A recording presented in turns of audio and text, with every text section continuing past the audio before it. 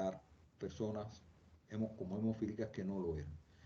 Pero la hemofilia es una enfermedad real, cierta y verdadera, y también es una enfermedad real, real con mayúscula, porque durante el siglo XIX, el siglo XX, varias casas reales europeas tuvieron hijos varones afectados de esta eh, enfermedad. Y este es el cuadro genealógico. La última portadora identificada fue la reina Victoria de Inglaterra, que marcó todo un periodo en la historia de ese país. Uno de sus hijos fue hemofílico y dos de sus hijas, Alicia y Beatriz, eran portadoras. Esta es una enfermedad ligada al cromosoma X y por lo tanto las mujeres suelen ser portadoras sanas, pero transmiten a sus hijos varones este gen dañado, este gen alterado. Y aquí pueden ver, bueno, en familias reales británicas, alemanas, rusas, españolas, la incidencia de estos varones afectados por esta enfermedad, que no es una incapacidad total de población, pero sí es cierto que las personas hemofílicas tienden a sangrar durante más tiempo cuando se produce alguna lesión. Uno de los hijos, por ejemplo, del zar Nicolás II, el último zar de Rusia, Alexis, que era bisnieto de Victoria, era hemofílico y se cuenta que el monje Rasputín, muy conocido por el supuesto papel que jugó en la historia de Rusia, era el único que calmaba los ataques hemofílicos del zarevich y por esa razón gozó del favor de la familia real. Sea cierto o no, lo cierto es que los nobles están de moda, me refiero a los nobles de cuna, que no son mis favoritos, yo prefiero a los nobles de corazón, pero esa es otra historia. Siguiente diapositiva. Y este es el sumario que tenemos para hoy. Vamos a hablar de la hemostasia y vamos a ver tres mecanismos hemostáticos. El mecanismo de espasmo vascular, el mecanismo de formación de un tapón de plaqueta y el más complejo, el mecanismo de coagulación sanguínea. Vamos a ver cuál es el mecanismo central de la coagulación, pero que puede ser activado por dos vías diferentes. Una vía en la que intervienen elementos ajenos a la sangre, la vía extrínseca, y otra vía en la que intervienen agentes propios de la sangre, la llamada vía intrínseca.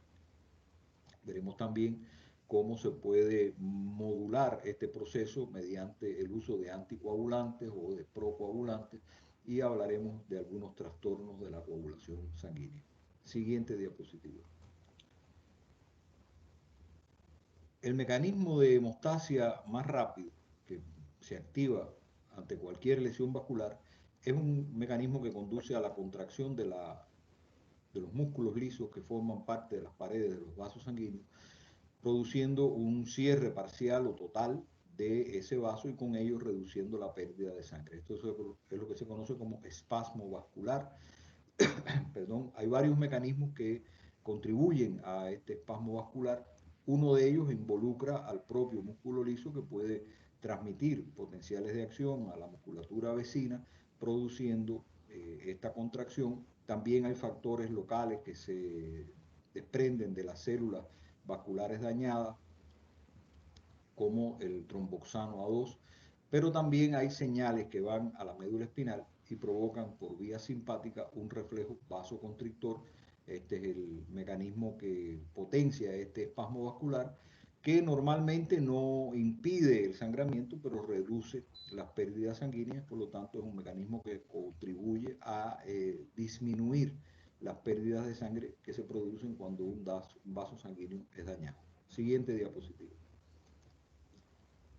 El otro mecanismo es la formación de un tapón de plaquetas. Las plaquetas son fragmentos de células, se forman a partir de grandes células en la médula ósea, en la médula roja, llamadas megacariocitos. Y estos megacariocitos, cuando intentan colarse por los poros de los capilares sanguíneos, se rompen y dan origen a estos fragmentos llamados plaquetas, que contienen una serie de elementos que son importantes para esta función que ellos realizan. Tienen proteínas contráctiles como la actina, la miosina, la trombostenina, tienen calcio almacenado en el retículo sarcoplasmático o endoplasmático, perdón. tienen mitocondrias, lo que les permite obtener ATP, ADP, prostaglandinas y, muy importante, estos fosfolípidos plaquetarios que, como veremos, juegan un papel importante en los mecanismos de coagulación sanguínea, porque las plaquetas no solo intervienen en este proceso de formar un tapón de plaquetas, sino que también intervienen de manera muy importante en la coagulación sanguínea. Siguiente diapositiva. La microfotografía muestra un vaso sanguíneo, uno de los cuales ha sido dañado y varios elementos de la sangre comienzan a salir. Y cuando lo hacen se ponen en contacto con factores tisulares con los que normalmente no están en contacto. Esto que se ve rosadito aquí son glóbulos rojos y estas figuras en color amarillo que emiten pseudópodos que parecen amebas hacen contacto, estos son plaquetas.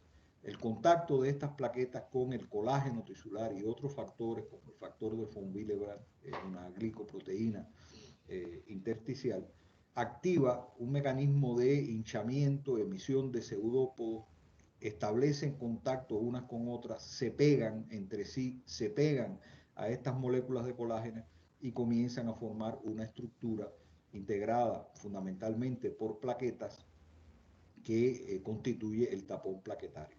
Este tapón plaquetario puede detener totalmente el sangramiento de vasos sanguíneos pequeños, como los capilares.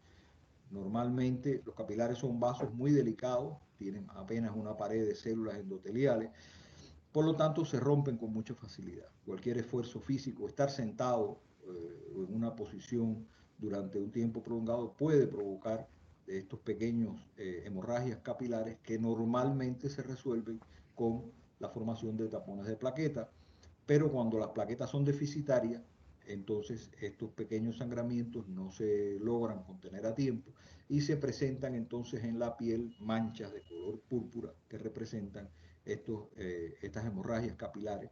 Esta condición es conocida como púrpura trombocitopénica.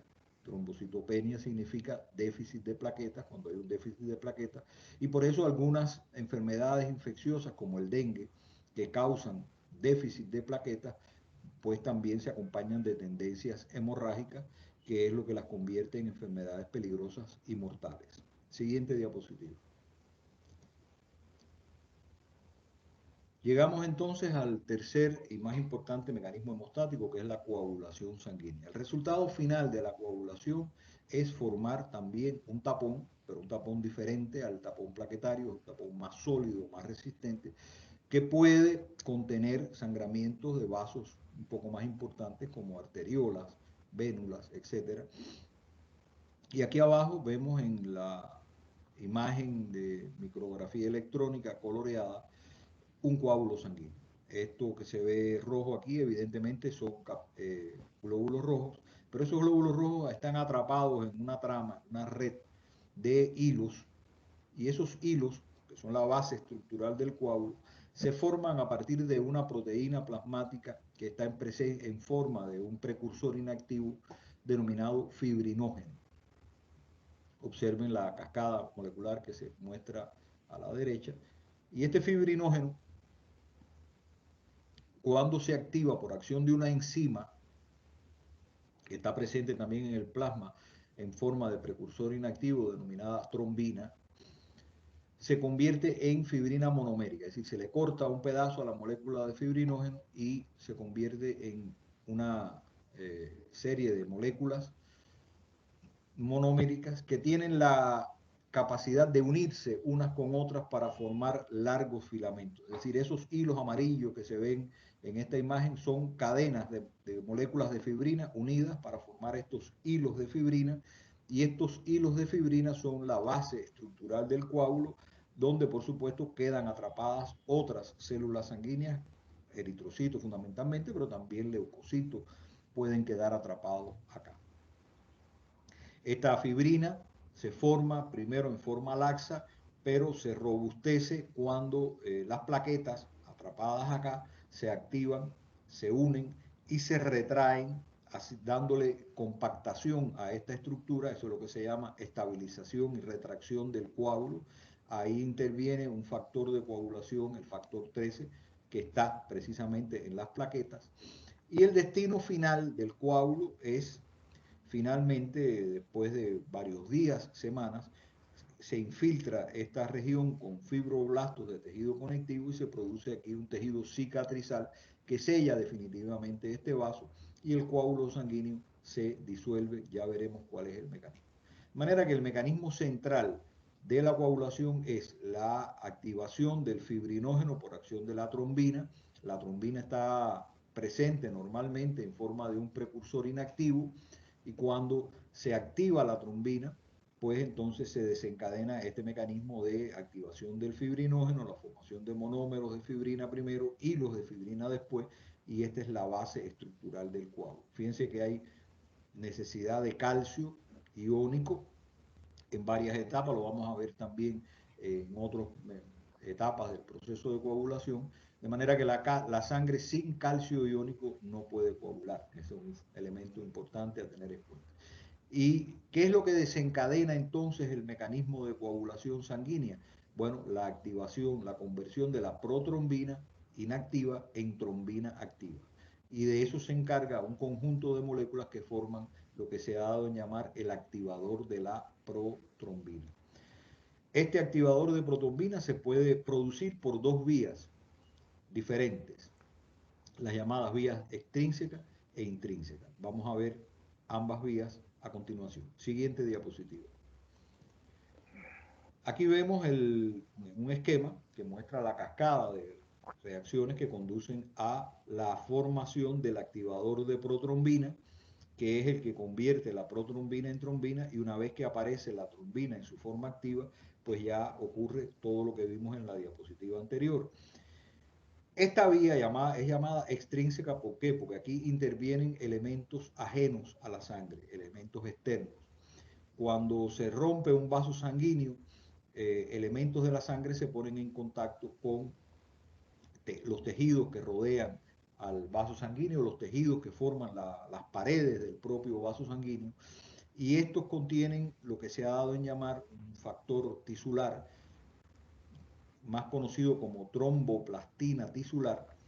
Es una mezcla de fosfolípidos y lipoproteínas, no es una sustancia única, es un conjunto de fosfolípidos y lipoproteínas que lo aportan las células del tejido dañado. Este factor tisular, esta tromboplastina tisular, actúa sobre una proteína plasmática conocida como factor 7 de coagulación y lo activa.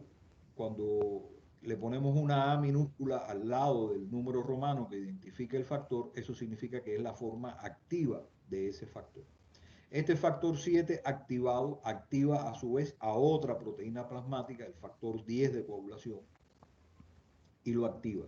Este factor 10 de coagulación, en presencia de calcio también, es el que activa a la protrombina. Así se produce una cascada de reacciones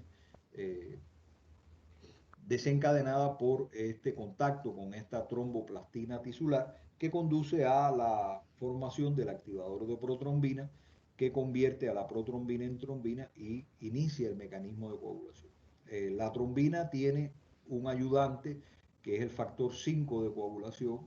Cuando se activa por acción de la trombina, acelera todo este mecanismo, es decir, es un mecanismo en este caso de retroacción positiva que acelera este proceso de coagulación por la vía extrínseca. Siguiente diapositiva. Es decir, en la vía extrínseca para la formación de activador de protrombina intervienen agentes que proceden del trauma, la lesión, el daño de la pared vascular y los tejidos circundantes. Sin embargo, en la vía intrínseca no participan estos agentes, sino que se produce cuando la sangre hace contacto y se adhiere con el recipiente que la contiene. Normalmente la sangre está en los vasos sanguíneos y la estructura interna del endotelio vascular tiene una serie de características que impiden que los factores de coagulación se peguen a las paredes endoteliales y se inicie la vía intrínseca, cuando estos vasos tienen una estructura normal. Cuando esto no es así o cuando se saca sangre de los vasos sanguíneos y se pretende almacenar de alguna manera, si se pone, por ejemplo, en un recipiente de cristal, esa sangre espontáneamente coagula. Eso fue lo que llevó al descubrimiento de esta vía intrínseca de la coagulación, que es un poquito más compleja. Vamos a ver a continuación cuáles son los actores que intervienen en esta vía intrínseca. Siguiente diapositiva. Sí, voy a hacer un alto acá. Es decir, es importante que ustedes comprendan, primero, cuál es el mecanismo central de la coagulación. La activación de la protrombina, su conversión en trombina, y el efecto enzimático de esta trombina sobre el fibrinógeno, convirtiéndolo en fibrina monomérica que espontáneamente polimeriza y forma los hilos de fibrina. Ese es el mecanismo central. Pero para que esto ocurra, la protrombina tiene que convertirse en trombina. Y esta conversión, lo que se conoce como activación de la protrombina, puede ocurrir por dos mecanismos diferentes. Ya vimos uno de ellos, llamado vía extrínseca, porque intervienen elementos ajenos a la sangre. Ahora nos toca ver el otro camino, donde intervienen solo factores propios de la sangre, pero les propongo hacer un alto aquí, hacer un breve receso de 5 minutos, son las 7:25, a las 7:30 nos volvemos a ver y continuamos. ¿Alguna pregunta, alguna duda hasta aquí?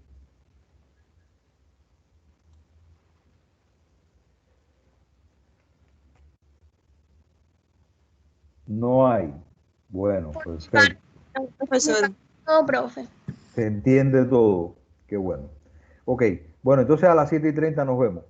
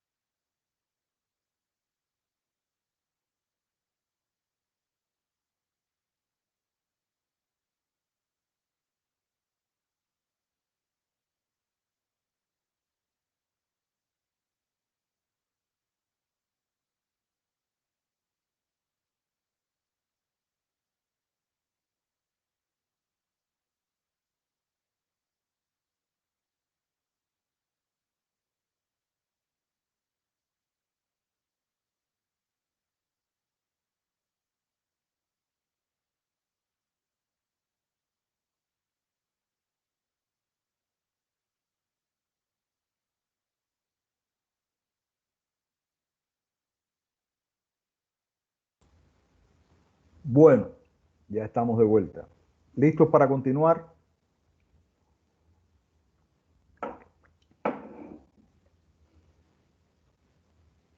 Bueno, el que calla otorga. Así pues, tomo el silencio como una respuesta afirmativa y continuamos. Nos quedamos acá, ¿no? Definiendo estos dos mecanismos del elemento desencadenante del proceso de coagulación, que es la formación de activador de protrombina.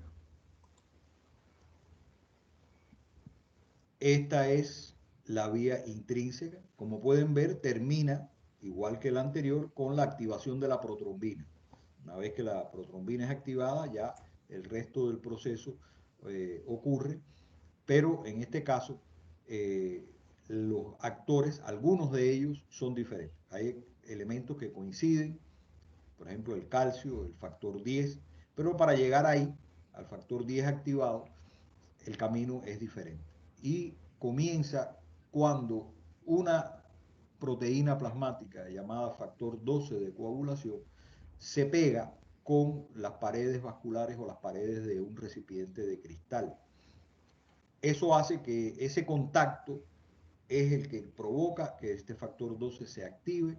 Este factor 12 activado activa a otro factor, otra proteína plasmática, el factor 11 de coagulación, que en presencia de calcio activa al factor 9, y este factor 9 en presencia de factor 8 y calcio activa al factor 10. Ya a partir de aquí, los dos mecanismos convergen. Recuerden que en la vía extrínseca también es el factor 10 activado en presencia de calcio y fosfolípidos el que activa la protrombina. En este caso, los fosfolípidos no vienen de las células dañadas.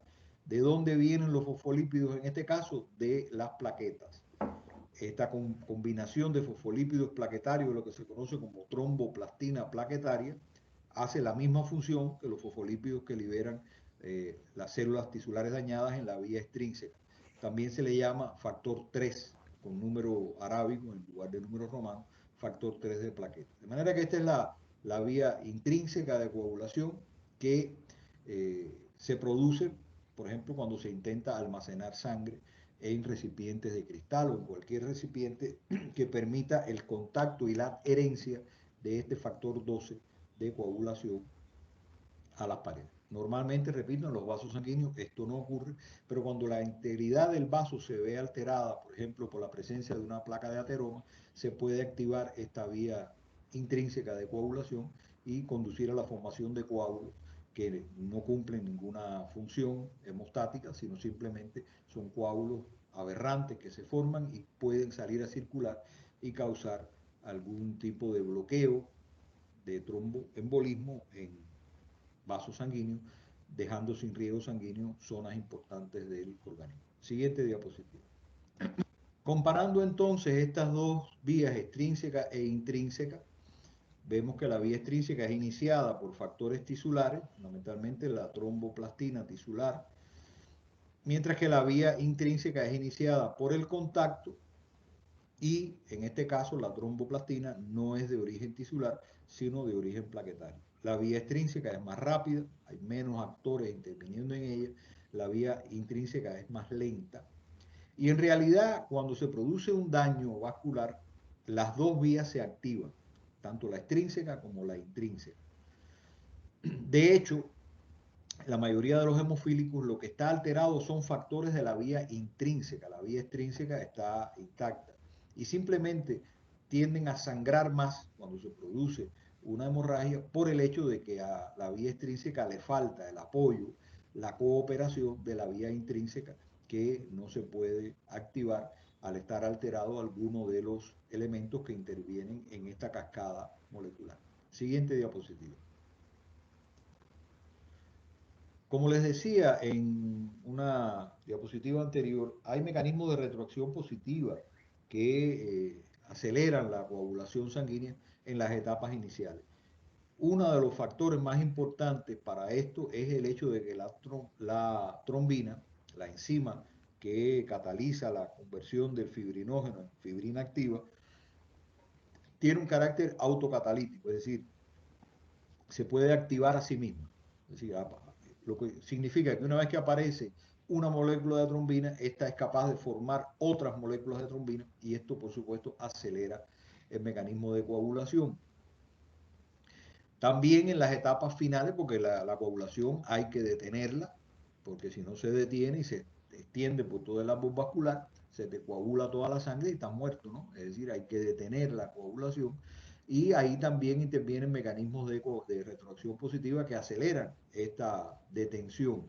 La primera causa es que los factores de coagulación presentes localmente se van agotando y mientras más se utilizan, más se agotan y también por el hecho de que los hilos de fibrina absorben, se pegan a estos factores de coagulación y con ello van reduciendo la capacidad de seguir en este proceso de coagulación, de manera que estos mecanismos de retroacción positiva en las etapas finales pues ayudan a detener el proceso de coagulación sanguínea. Siguiente diapositiva. También hay mecanismos de retroacción negativa dentro de, como elementos de regulación de la coagulación. Por ejemplo, recuerdan ustedes que el factor 5, que es activado por la trombina, acelera la conversión de protrombina en trombina. Sin embargo, hay otra proteína activada también por la trombina, que es la proteína C, que bloquea o reduce la actividad del factor 5 y con ello contribuye a enlentecer, sobre todo en las etapas más avanzadas ya del proceso, hacer más lento este mecanismo, este proceso de coagulación. Es un mecanismo de retroacción negativa porque el efecto se opone a la causa que la produce. La causa es la aparición de trombina y el efecto es reducir la formación de trombina y es uno de los mecanismos de regulación por retroacción negativa de la coagulación. Siguiente diapositiva. Bueno, hemos estado hablando de factores de coagulación. Algunos los hemos identificado con números, otros con el nombre. El hecho cierto es que los factores de coagulación tienen nombres oficiales. Cuando se empezaron a estudiar estos mecanismos hace muchos años, allá en el siglo XX, varios laboratorios estaban interesados en identificar todos estos factores y cada vez que se descubría uno, pues ese laboratorio le daba un nombre. Pero sucedía a menudo que varios laboratorios descubrían la misma proteína y le daban nombres diferentes,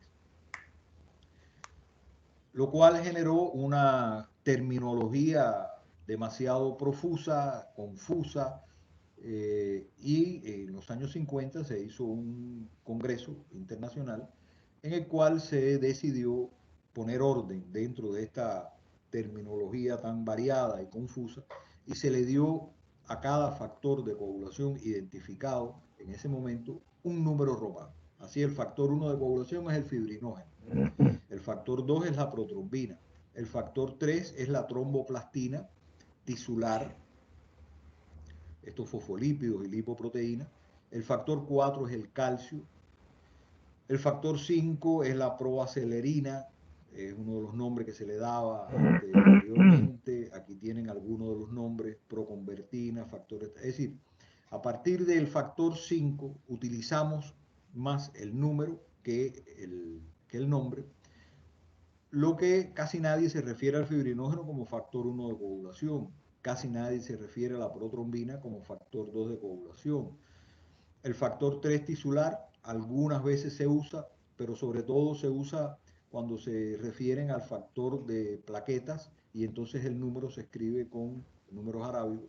Nadie le dice al calcio factor 4 de coagulación. Estos son elementos que están en el centro mismo del proceso de coagulación y se usan más los nombres que los números. Ya para el resto de los factores, pues es más común encontrarlos con números. Aquí he puesto en rojo el factor 6. ¿Por qué? Porque si ustedes buscan una lista de factores de coagulación en cualquier libro de fisiología, van a encontrar que el factor 6 no está. Y alguien puede pensar, mira, hay un error en la lista. Omitieron el factor 6. El hecho es que el factor 6 no existe. Cuando se hizo la lista inicial, se le dio el número 6 a un factor, pero después se descubrió que este factor era en realidad el factor 5 activado. La decisión que se tomó en ese momento fue eliminarlo de la lista y mantener los números de los otros factores. Imagínense, correr la lista hubiera significado un caos terminológico. Por lo tanto, en la lista de factores de coagulación actual no aparece el factor 6 de coagulación. Siguiente diapositiva. La lista anterior, donde aparecen 14 factores de coagulación reconocidos, no significa que sean estos los únicos factores que intervienen de una forma o de otra en el proceso de coagulación. Aquí les pongo una lista de otros factores que están implicados, repito, de una manera o de otra en el proceso, los mecanismos hemostáticos, pero que no han entrado en la lista de los factores de coagulación numerados. Yo me imagino que la lista se detenga ahí, en ese factor número 14, y estos seguirán siendo elementos auxiliares, colaterales, etcétera, pero no creo que la lista numerada aumente más. De todas maneras, algunas de estas sustancias tienen un papel importante, no despreciable dentro del mecanismo de coagulación. Algunas las vamos a conocer a continuación. Siguiente diapositiva. Cuando se rompe un vaso sanguíneo, el coágulo que se forma tiende a detener el sangramiento formando una especie de tapón que impide la salida de sangre, pero por supuesto esta estructura no es eterna. Esta estructura, una vez que ha cumplido su función, pues puede desaparecer y de hecho hay mecanismos a nivel tisular, a nivel de los propios vasos sanguíneos, que contribuyen a la destrucción del coágulo. Este proceso de destrucción del coágulo se conoce como fibrinolisis, porque lo que ocurre es precisamente que una enzima llamada plasmina corta los hilos de fibrina, que son la base estructural del coágulo, permitiendo que el coágulo se vaya disgregando poco a poco en pequeños componentes. Esta plasmina está presente en forma de un precursor inactivo y las células vasculares, las células endoteliales, producen un activador del plasminógeno, activador hístico del plasminógeno o tisular del plasminógeno, se le conoce con las siglas T minúscula guión PA, que conduce, repito, a la degradación y destrucción del coágulo. Cuando ustedes se han dado un golpe y se le ha producido un hematoma subcutáneo, ese hematoma dura días, quizás semanas, y poco a poco ustedes se habrán dado cuenta que se va poniendo cada vez más chiquito. Eso es producto de la acción de esta enzima, la plasmina, y su efecto fibrinolítico que contribuye a destruir el coágulo. Hay otros activadores del plasminógeno.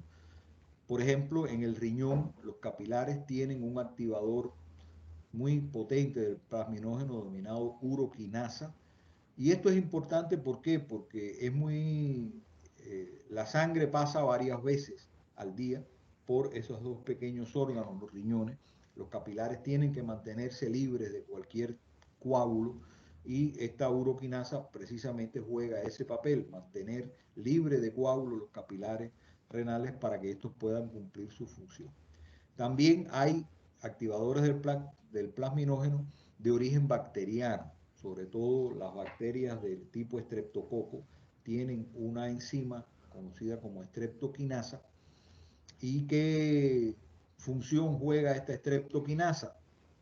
Bueno, cuando se produce la invasión de una bacteria de cualquier tipo en algún tejido, inmediatamente se produce una reacción mediante la cual los vasos sanguíneos se dilatan, los poros capilares se abren, salen factores de coagulación y se produce entonces un coágulo que constituye una especie de prisión, eso es lo que se llama tabicamiento de la infección, una especie de fricción donde las bacterias quedan atrapadas. Los estreptococos tienen esta estreptoquinasa que les permite cortar esos hilos de fibrina y escapar. Por eso son tan infecciosos y tan peligrosos estos microorganismos. En la medicina actual se toma ventaja de la presencia de estas activadores del plasminógeno para el tratamiento temprano de procesos tromboembólicos, sobre todo infartos del miocardio.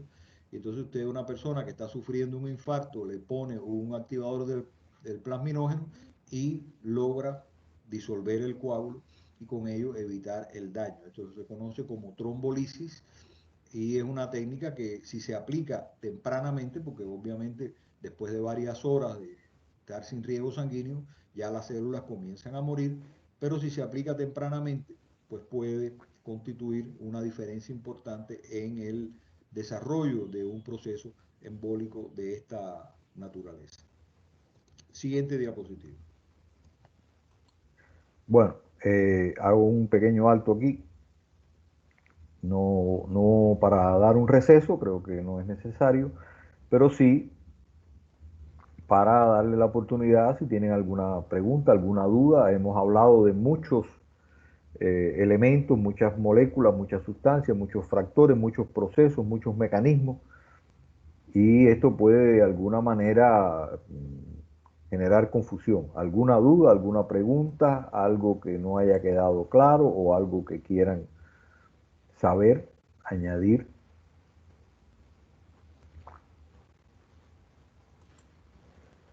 Ustedes están ahí todavía, muchachos, ¿verdad?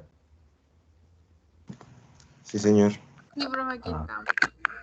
Bueno, y están despiertos, más o menos, Profe.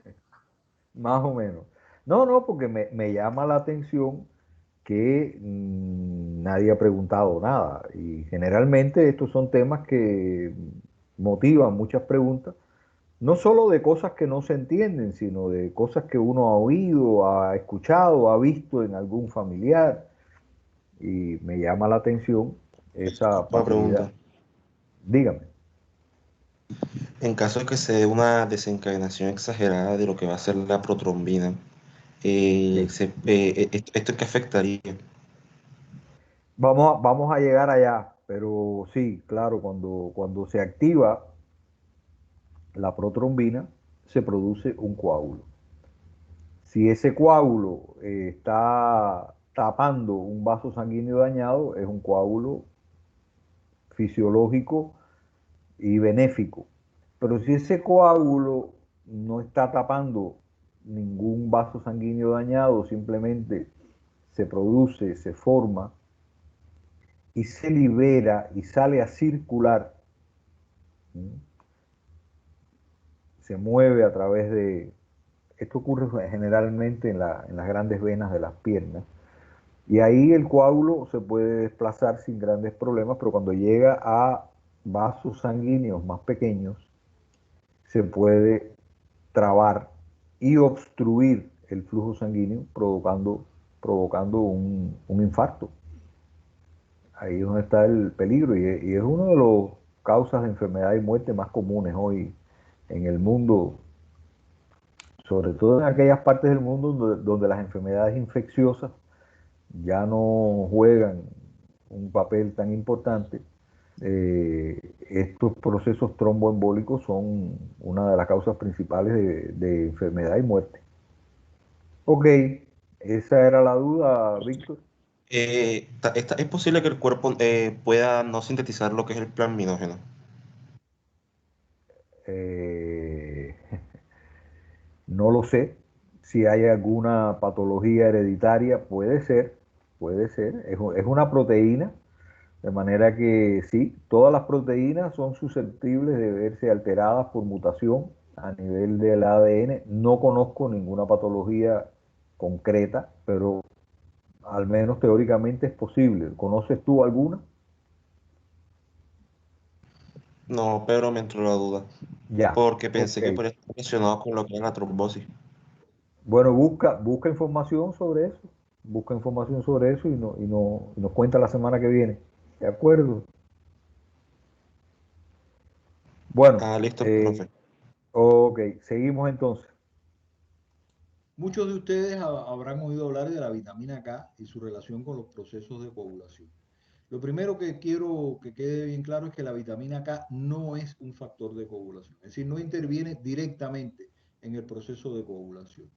pero sí es importante para que la coagulación pueda ocurrir de manera adecuada. ¿Por qué?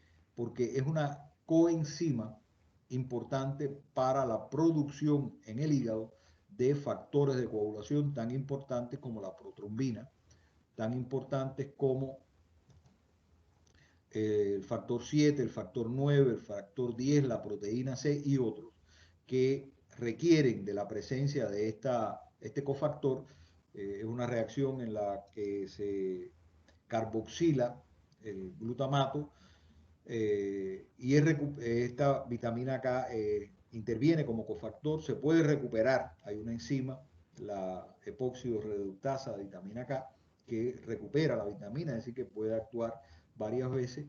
No es producida por nosotros, aunque sí se produce dentro de nuestro organismo. Lo producen bacterias comensales del tracto digestivo, esas que forman la flora intestinal. Es una sustancia liposoluble. Estas bacterias se aprovechan de cosas que nosotros no podemos digerir y utilizar, como la celulosa presente en todos los alimentos de origen vegetal, y nos dejan como contribución esta vitamina que podemos. Por eso, cuando se produce una afectación severa de la flora intestinal, por ejemplo, cuando se ataca con antibióticos ante una diarrea incontrolable por alguna razón, pueden aparecer tendencias hemorrágicas por falta de factores de coagulación debido al déficit de vitamina K. Como les decía, la vitamina K en sí misma no es un factor de coagulación, no interviene en el proceso de coagulación. Ponerle vitamina K a una persona que está sangrando en ese momento producto de un accidente no tiene ningún efecto. Pero sí, por ejemplo, tiene efecto ponerle vitamina K a una persona que dentro de 3, 4 días va a ser sometido a una intervención quirúrgica, porque esta adición de vitamina K puede ayudar a que la persona vaya al quirófano con suficientes factores de coagulación como para evitar hemorragias que siempre se producen, por supuesto, cuando se realiza una cirugía. Siguiente diapositiva.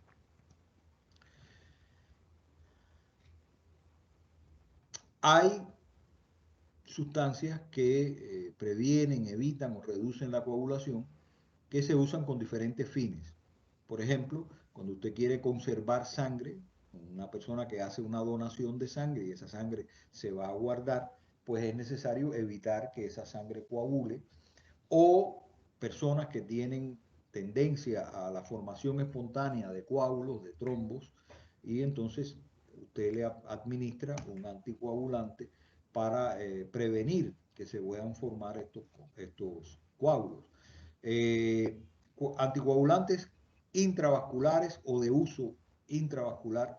Bueno, los más importantes son los propios filamentos de fibrina, porque como decíamos, estos filamentos de fibrina adhieren, capturan otros factores de coagulación y contribuyen a detener el proceso de coagulación. La trombomodulina es una proteína que captura a la trombina y por lo tanto reduce la activación del fibrinógeno. La proteína C, que ya vimos que disminuye la velocidad de activación de la protrombina. Hay un polisacárido complejo producido en el hígado, la heparina. La heparina en sí misma no es un anticoagulante, pero cuando se une dentro de los vasos sanguíneos con una proteína llamada antitrombina, la potencia antitrombínica de esta proteína se multiplica miles de veces. Es decir, el complejo heparina-antitrombina es un anticoagulante muy potente y se puede usar intravascularmente también. Muchas veces cuando se va a conservar sangre fuera de los vasos sanguíneos, también se le añade heparina para contribuir a evitar la coagulación. Uno de los factores más importantes que impide la formación intravascular de coágulos es la integridad del endotelio vascular. Este endotelio vascular tiene en su cara interna una cubierta de glicoproteínas con carga negativa, el glicocáliz, que impide que se adhieran a él factores de activación por contacto como el factor 12 de la vía intrínseca. Por lo tanto, mientras que el endotelio vascular mantenga su lisura y este glicocálix, esto impide que se formen intravascularmente coágulos. Otro mecanismo importante es el flujo rápido de sangre. Cuando la sangre está fluyendo de manera normal, los factores de coagulación no se pueden reunir en un sitio en cantidad suficiente como para iniciar el proceso de coagulación. Sin embargo, cuando el flujo de sangre se hace lento, excesivamente lento, y se remansa, sobre todo en las grandes venas de las piernas, esta situación puede cambiar, como veremos más adelante. Se utilizan mucho como anticoagulantes para prevenir infartos en personas que tienen tendencias trombóticas derivados del ácido cumárico, las llamadas cumarinas, como la warfarina, y estas actúan porque inhiben la enzima que recupera la vitamina K y por lo tanto reducen la producción de factores de coagulación. Últimamente se ha usado mucho también el ácido acetilsalicílico, la aspirina, como anticoagulante intravascular porque tiene un efecto antiagregante plaquetario, evita que las plaquetas se peguen unas con otras, que muchas veces es lo que inicia el proceso de coagulación. Hay algunos anticoagulantes que se pueden usar, pero extravascularmente, cuando se quiere conservar sangre en el laboratorio para realizar determinadas pruebas, se pueden usar sales de citrato o de oxalato. Las sales de citrato son solubles, se pueden usar intravascularmente en pequeñas cantidades porque el citrato se puede metabolizar. Las sales de oxalato son insolubles y no se pueden usar intravascularmente, son solo para uso extravascular. La heparina muchas veces se añade a la sangre que se va a conservar en los bancos de sangre y, muy importante, usar recipientes que no permitan la adherencia y la activación. La sangre no se guarda en recipientes de cristal, hoy se utilizan recipientes derivados de silicona que tienen propiedades antiadherentes y esto permite que no se active la vía intrínseca de coagulación y la sangre se mantenga fluida. Siguiente diapositiva. ¿Qué factores favorecen la coagulación intravascular? Bueno, ya lo mencionábamos. Flujo lento y remanso de sangre. Esto se da sobre todo en personas encamadas, inmóviles, y sobre todo en las grandes venas de las piernas, donde el flujo de sangre se hace muy lento y se pueden reunir los factores de coagulación e iniciar un proceso de coagulación espontánea que conduce a la formación de coágulos, de trombos intravasculares, que cuando se arrastran pueden llegar al corazón y la primera red capilar con la cual se encuentra son los capilares pulmonares y entonces se produce un tromboembolismo pulmonar que puede ser fatal. Por eso a las personas encamadas, inmóviles, pues hay que moverle frecuentemente las piernas para evitar esta formación intravascular de coágulos. Otro factor es cuando la pared vascular pierde su lisura, pierde ese glicocálix que evita que se peguen los factores de la vía intrínseca y entonces estas se constituyen en sitios en los cuales se puede pegar el factor 12 de coagulación e iniciar la formación de un coágulo por la vía intrínseca. Esto es muy común en personas que tienen alteraciones de tipo aterosclerótica en las arterias, como las llamadas placas de ateroma, que son sitios donde se pueden anclar, se pueden fijar factores de la vía intrínseca e iniciar un proceso de coagulación intravascular no deseado, por supuesto. Siguiente diapositiva. Trastornos de la coagulación por defecto. Causas, déficit de vitamina K. Ya hablamos, por ejemplo, cuando hay una despoblación de la flora bacteriana intestinal, se puede producir tendencias hemorrágicas por déficit de vitamina K que ocasiona factores de coagulación insuficientes para contener hemorragias. La trombocitopenia, el déficit de plaquetas, pues también produce tendencias hemorrágicas que pueden ser fatales en muchos casos. Y las hemofilias que están dadas por la falta o la mutación de factores de coagulación, la hemofilia clásica, que es la hemofilia A, la que padecían los descendientes de la reina Victoria, está dada por ausencia de factor 8 de coagulación. Hoy se conocen otros tipos de hemofilia por déficit de otros factores, como el factor 9, el factor 11. Hay otros, pero estas son las formas más comunes de hemofilia. Antiguamente a los pacientes hemofílicos se les hacían transfusiones de sangre periódica para dotarle del factor que estaba alterado. Esto fue la causa por la cual cuando empezó la epidemia del SIDA, allá en los años 80 del siglo pasado, una de las poblaciones afectadas, además de los homosexuales masculinos, eran precisamente los hemofílicos, porque estas personas cada cierto tiempo tenían que recibir transfusiones de sangre. Hoy esto no se hace. Hoy se pueden obtener por vía de ingeniería genética recombinante estos factores de coagulación y entonces a la persona se le pone no sangre completa, sino el factor de coagulación que tiene deficitario. Excesos de coagulación, las dos causas que mencionamos anteriormente. Flujo lento de sangre, alteraciones de la pared vascular que pueden conducir a la formación espontánea de coágulos y provocar procesos tromboembólicos a nivel pulmonar, a nivel cardíaco, a nivel cerebral y son hoy una de las causas más importantes de muerte e invalidez en muchos países. Siguiente diapositiva. Bueno, esta diapositiva es un resumen donde aparecen las dos vías, la vía extrínseca, la vía intrínseca, y la idea es que se vea que hay un mecanismo común, cuando se activa la protrombina y esta actúa entonces sobre el factor 10 para activar la protrombina, convertirla en trombina activa y esta actúa sobre el fibrinógeno. Este mecanismo es común. Las dos vías colaboran, las dos vías cooperan, aunque la vía extrínseca es de activación más rápida, pero la vía intrínseca también contribuye cuando falta alguno de los factores de esta vía, el factor 8, el factor 9, el factor 11, pues entonces el tiempo de sangrado de la persona se prolonga notablemente y eso es lo que constituye la hemofilia. Es un buen resumen de lo que hemos visto. El único defecto, fíjense en la parte derecha inferior del cuadro, donde hay un error ortográfico muy feo, porque en lugar de coágulo dice coágulo.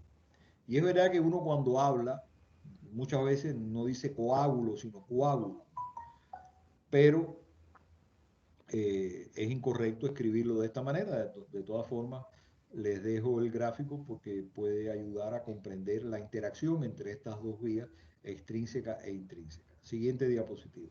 Y aquí, bueno, resumimos los tres mecanismos hemostáticos que hemos visto: el espasmo vascular, la formación del tapón de plaquetas, la formación del coágulo sanguíneo, que es el que, en definitiva, puede resolver el proceso.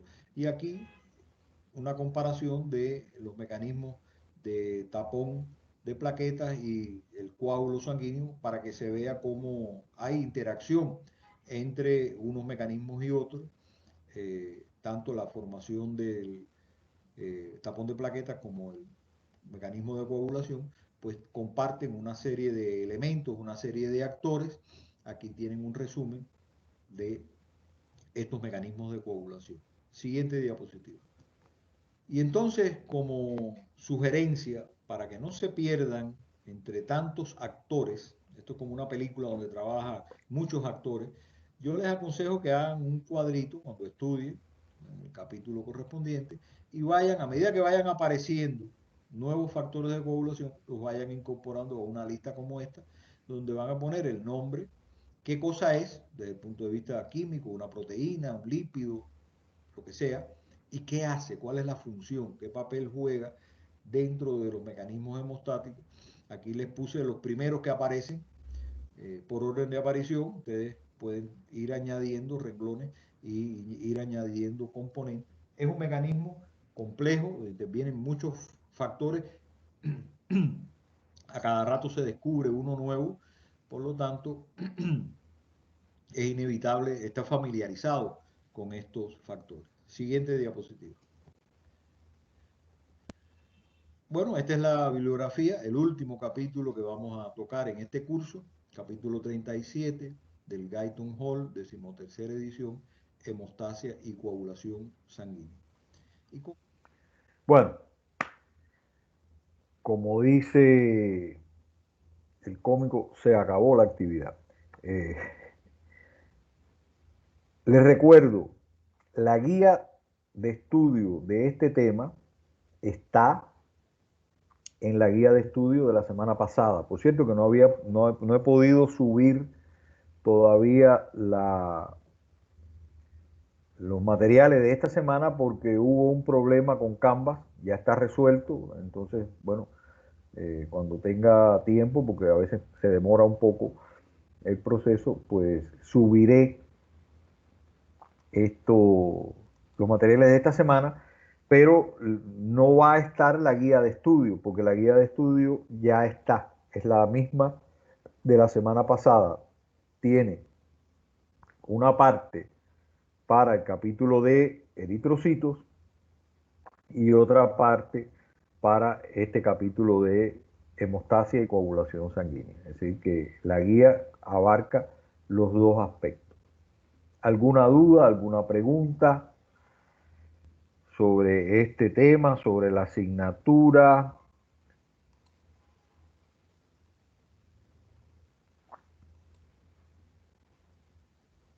No hay, todo está claro. Bueno, la semana que viene yo les invito a una conferencia sobre un tema que hemos mencionado varias veces durante el desarrollo del semestre, pero que no hemos tratado en profundidad, y es el tema de la neuroplasticidad. La semana que viene les voy a compartir una conferencia sobre neuroplasticidad que espero les resulte interesante, y aprovecharemos también una parte del tiempo, por supuesto, para preguntas, dudas que puedan tener sobre la materia.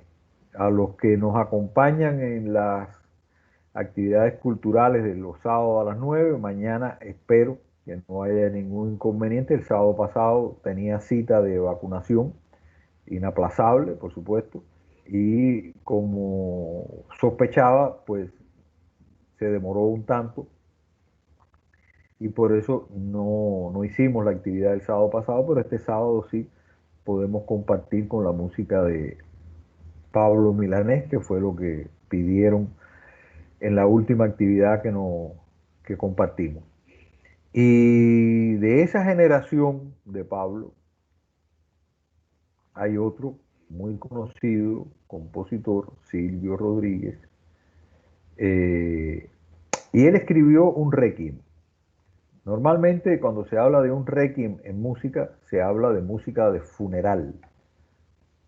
Algún compositor que recibe el encargo de un aristócrata para que le componga una música para que sea tocada en sus honras fúnebres. El requiem más conocido es el requiem de Mozart, que lo compuso no para un noble, un aristócrata que le pagó por ello, lo compuso para sí mismo cuando se supo ya enfermo de muerte. De hecho, la última parte del requiem estaba inconclusa y un compositor, no recuerdo ahora su nombre, pues le dio la forma final. Es la música más triste que ustedes puedan imaginar, y llama la atención porque la música de Mozart generalmente es una música muy alegre, y esta, sin embargo, es de una tristeza tan profunda que a veces se le salen las lágrimas a uno solo de escucharla. Pero este requiem de Silvio no es un requiem fúnebre, es una despedida de en este caso se refiere a una relación amorosa, una relación de pareja que termina. Pero si ampliamos el contexto, pues puede servir también como despedida para una relación de otro tipo. Y por eso quiero despedir el curso ya oficialmente. Ya a partir de la semana que viene estamos en actividades extraoficiales, compartiendo con ustedes este Requiem de Silvio.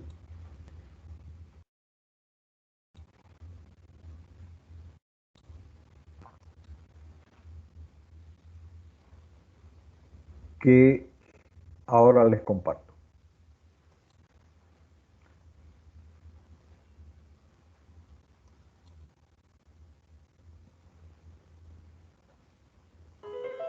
Disfruté tanto, tanto cada parte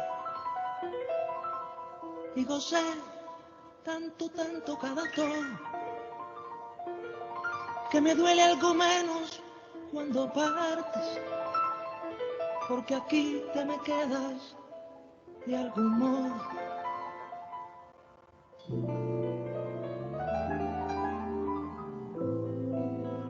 Ojalá nunca sepas cuánto amaba descubrirte los trillos de la entrega y el secreto esplendor con que esperaba un reclamo de amor que ya no llega. Anda, corre donde debas ir. Anda, que te espera el porvenir. Vuela en los cisnes.